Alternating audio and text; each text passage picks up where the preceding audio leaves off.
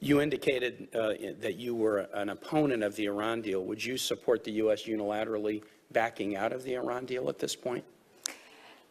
I think what would be more beneficial at this point is that we look at all the details of the Iran deal.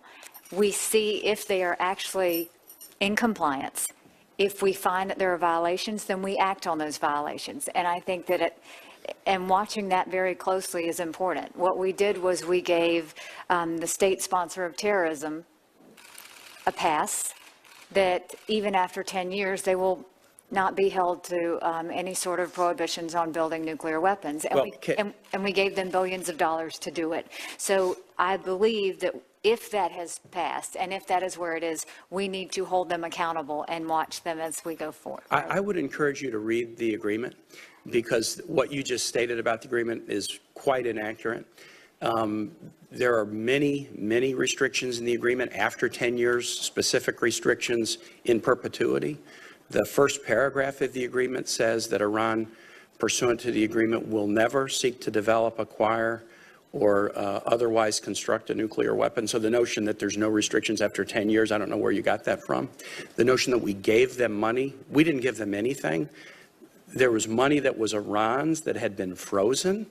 We released access so that they could get money that was theirs in exchange for their agreement to restrict their nuclear weapons program and guarantee in perpetuity not only to not have nuclear weapons, but allow inspections by the International Atomic Energy Agency that accurately reported to this body that Iraq didn't have a nuclear weapons program, and we disbelieved them and started a war and found out that they were right.